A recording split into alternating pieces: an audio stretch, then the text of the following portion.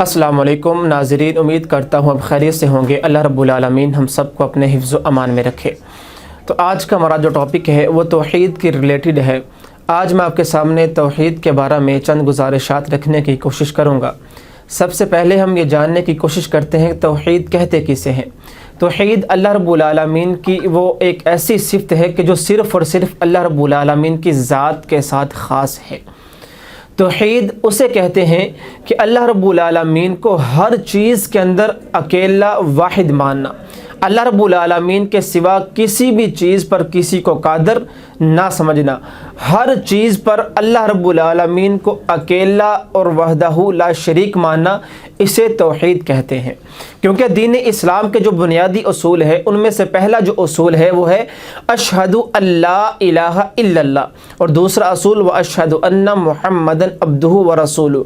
ये दीन इस्लाम के दो बुनियादी उसूल हैं। तो पहला असूल ला इलाहा इल्लल्लाह, कोई भी किसी किस्म का कोई भी माबूद नहीं सिवाय अल्लाह के, सिवाय अल्लाह की ज़ात के, इसे तौहीद कहते हैं। तो पहले हम ये जानने की कोशिश करते हैं कि जो इंसान तौहीद परस्त है उसके लिए अल्लाह रब्बुल आलमीन ने क्या क्या खुशखबरियाँ रखी हैं। सबसे बड़ी खुशखबरी मुस्लिम की 26 नंबर हदीस है। अल्लाह के रसूल ने फरमाया मम माता वहुव यअलमु अन्नहु ला इलाहा इल्लल्लाहु दखलल जन्नह। जो इंसान अपने दिल से तौहीद का इकरार करने वाला है, अल्लाह रब्बुल आलमीन की वहदानियत का इकरार करने वाला है, दखलल जन्नह, वो इंसान जन्नत में दाखिल होगा। तो क्या पता चला कि जो इंसान तौहीद परस्त है, अल्लाह को वाहिद मानने वाला है, अल्लाह को अकेला मानने वाला है, उसका ठिकाना और उसको जो अजर मिलेगा वो जन्नत के सिवा कुछ और नहीं है। तो सबसे बड़ी खुशखबरी कि तौहीद परस्त अल्लाह की जन्नत का मेहमान होगा। इसी तरह सही मुस्लिम की 93 नंबर हदीस है। जाबिर रज़ियल्लाहु ताला अन्हु बयान करते हैं कि रसूलुल्लाह सल्लल्लाहु अलैहि वसल्लम के पास एक शख्स आता है और आकर सवाल करता है, अल्लाह के रसूल हमें बतलाइए कि दो वाजिब करने वाली चीज़ें कौन सी हैं। तो अल्लाह के रसूल ने क्या फरमाया, मम माता अल्ला युशरिकु बिल्लाहि शैअन दखलल जन्नह, कि जो इंसान इस हालत में मरा कि वो अल्लाह की ज़ात के साथ किसी को शरीक बनाने वाला ना था, दखलल जन्नह, अल्लाह रब्बुल आलमीन उस पर जन्नत को वाजिब कर देते हैं।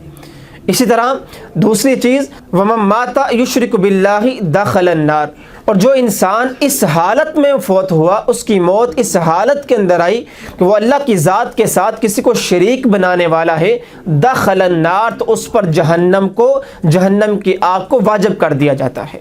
तो क्या पता चला कि जो इंसान अल्लाह की ज़ात के साथ किसी को शरीक नहीं बनाता उस पर जन्नत को वाजिब कर दिया जाता है, और जो इंसान अल्लाह के ज़ात के साथ किसी भी किस्म का कोई शरीक बनाता है तो उस पर जहन्नम की आग को वाजिब कर दिया जाता है। तो तौहीद परस्त होना ये जन्नत का मेहमान बनाता है, और अल्लाह के ज़ात के साथ शिरक करना ये इंसान को जहन्नम का ईंधन बनाता है। इसी तरह कुरान की आयत क्या है, इन्नल्लाह ला यगफिरु अन युशरक बिही व यगफिरु मा दूना ज़ालिका लिमन यशा, कि अल्लाह रब्बुल आलमीन क़यामत के दिन जिसको चाहेंगे मुआफ़ करेंगे, जिस पर चाहेंगे उसके नाम अमाल पर रहमत का कलम फेर देंगे, जिसको चाहेंगे उसके जितने भी गुनाह होंगे मुआफ़ कर देंगे। लेकिन एक शख्स ऐसा होगा जिसको अल्लाह रब्बुल आलमीन मुआफ़ ना करेंगे, वो होगा कि जिसने अल्लाह की ज़ात के साथ किसी को शरीक बनाया हो। तो तौहीद परस्त जो इंसान है वो अल्लाह की जन्नत का मेहमान है, और जो तौहीद का इनकार करने वाला है वो अल्लाह रब्बुल आलमीन की जहन्नम का ईंधन होगा। ये है तौहीद की तारीफ़, तौहीद पर ईमान लाने वाले की खुशखबरी क्या है और तौहीद का इनकार करने वाले के लिए सज़ा क्या है। ठीक है, अब हम जानते हैं कि तौहीद की अक़साम कितनी है। तौहीद की 3 अक़साम है। पहली तौहीद रुबूबियत, तौहीद उलूहियत, और तीसरी तौहीद अस्मा व सिफ़ात। मैं इनकी मुख्तसर सी आपके सामने तारीफ़ें भी बयान कर दूँ। सबसे पहले तौहीद उलूहियत, कि अल्लाह रब्बुल आलमीन की इबादत के अंदर किसी को शरीक ना बनाना। अल्लाह रब्बुल आलमीन अपने इंसानों पर जो इबादत फ़र्ज़ की हैं, जो अल्लाह का हक़ है, वो किसी दूसरे इंसान को ना देना। ठीक है, अल्लाह के नबी की ये भी हदीस है ना कि अल्लाह का अपने बंदों पर ये हक़ है कि अल्लाह रब्बुल आलमीन अपने बंदों को मुआफ़ कर कर उनको जन्नत का हक़दार बनाए, और बंदों का अल्लाह पर हक़ ये है कि वो अपने रब के साथ किसी को शरीक ना बनाए। ٹھیک ہے، تو پہلی توحید الوہیت کہ اللہ رب العالمین کی عبادت میں کسی کو بھی شریک نہ بنانا، چاہے وہ عبادت کسی بھی قسم کی ہو۔ اللہ کی عبادت میں کسی کو اگر کوئی انسان شریک بنائے گا تو وہ توحید کا انکار کرنے والا ہے۔ آج کے معاشرے کے اندر کیا ہوتا ہے، کچھ لوگ میری بات کو سن کر یہ سوال کریں کہ یار عبادت تو ہوتی صرف اللہ کے لیے ہے، ہم کسی اور کی عبادت کیسے کرتے ہیں؟ لیکن آج کے معاشرے کے اندر لوگ اللہ کے سوا بہت سارے لوگوں کی عبادت کرتے ہیں۔ کیا کسی کو سجدہ کرنا یہ عبادت نہیں؟ کیا کسی کو احتراماً سجدہ کرنا یہ عبادت نہیں؟ کیا کسی کے پاؤں چومنا اور اس کو آگے لیٹ جانا، اس کے آگے سجدہ کرنا، کیا یہ اللہ کا حق نہیں کہ اللہ رب العالمین کو ہی صرف سجدہ کیا جائے؟ اللہ کے رسول نے کیا فرمایا کہ اگر اللہ کی ذات کے علاوہ کسی کو سجدہ جائز ہوتا تو میں کہتا اے مسلمان عورتوں اپنے خامدوں کو سجدہ کیا کرو۔ تو اللہ کی ذات کے سوا کسی کو سجدہ جائز نہیں، لیکن آج ہم مزاروں پر، آج ہم اپنے جن کو ہم معزز ہستیاں سمجھتے ہیں ان کے آگے سجدہ ریز ہو جاتے ہیں، تو یہ بھی توحید کا انکار کرنے والے ہیں۔ ٹھیک ہے، تو توحید الوہیت کہ اللہ کی ذات کے علاوہ کسی کو بھی عبادت کے لائق نہ سمجھنا۔ دوسری توحید ربوبیت، اب یہ کسے کہتے ہیں کہ اللہ رب العالمین کے سوا کسی کو بھی رب نہ ماننا۔ خدا رب سب کچھ اللہ کی ذات کو ماننا، یہ حق بھی کسی دوسرے انسان کو یا کسی نبی کو، کسی پیغمبر کو، کسی ولی کو یہ حق نہ دینا۔ اب لوگ یہ اس پر بھی سوال اٹھائیں گے کہ ہم اللہ کے سوا کسی کو کیسے خدا مانتے ہیں، کیسے رب مانتے ہیں؟ مجھے بتلائیے کہ اللہ کے سوا کیا ہم کسی کو مشکل کشا نہیں سمجھتے؟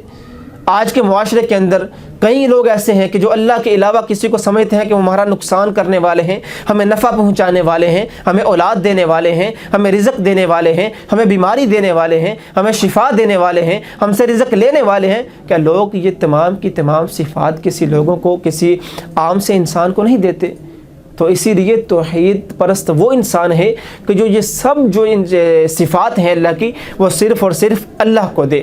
رب، مشکل کشا، حاجت رواز، بگڑی بنانے والا، ہر چیز کا جو مالک ہے وہ اللہ کی ذات کو سمجھنا۔ ٹھیک ہے، تو یہ ہے توحید ربوبیت۔ تو تیسری جو ہے وہ توحید اسماء و صفات، یہ بھی توحید ربوبیت کی طرح ہی ہے۔ اسماء و صفات کا مطلب یہ ہے کہ اللہ کی جو تمام صفات ہیں، اللہ کے جو تمام نام ہیں، ان کو کسی کو نہ دینا۔ ٹھیک ہے، اگر اللہ کا نام رازق ہے تو کسی کو رازق نہ سمجھنا، اگر اللہ کا نام حاجت روا ہے کسی کو حاجت روا نہ سمجھنا، اگر اللہ کا نام مشکل کشا ہے تو کسی کو بھی مشکل کشا نہ سمجھنا۔ اللہ کی جو تمام صفات ہیں، اللہ کے جو اسماء و صفات ہیں، اس کا حق، اس کے جو لائق ہے وہ صرف اور صرف اللہ رب العالمین کی ذات کو سمجھنا۔ یہ کوئی بھی حق کسی بھی انسان کو نہ دینا، یہ توحید کہلاتا ہے۔ تو یہ توحید کی قسمیں ہیں، توحید ربوبیت، توحید الوہیت اور توحید اسماء و صفات۔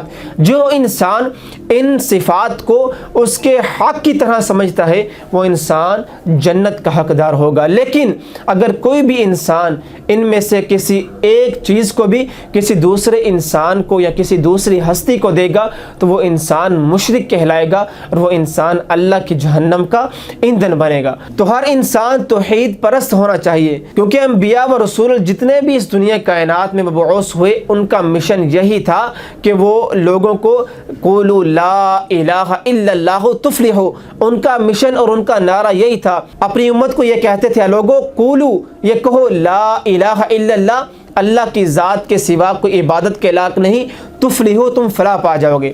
ٹھیک ہے، تو اللہ کی ذات کے سوا کسی کو بھی شریک نہ بنانا، وہ انسان توحید پرست ہے۔ تو یہ توحید کی ڈیفینیشن کہ توحید پرست جو انسان ہوگا وہ کامیاب ہے، اور جو توحید میں خلل پیدا کرنے والا ہوگا وہ انسان جہنم کا حقدار اور جہنم کا ایندھن ہوگا۔ اللہ رب العالمین سے دعا ہے کہ اللہ رب العالمین ہم سب کو توحید پرست بنائے اور ہم سب کو توحید پر ایمان لا کر جنت کا مہمان بنائے، اور ہمیں شرک جیسی غلاظت سے محفوظ رکھے۔ اللہ رب العالمین ہم سب کے حامی ناصر ہو۔ واللہ عالم بالصواب۔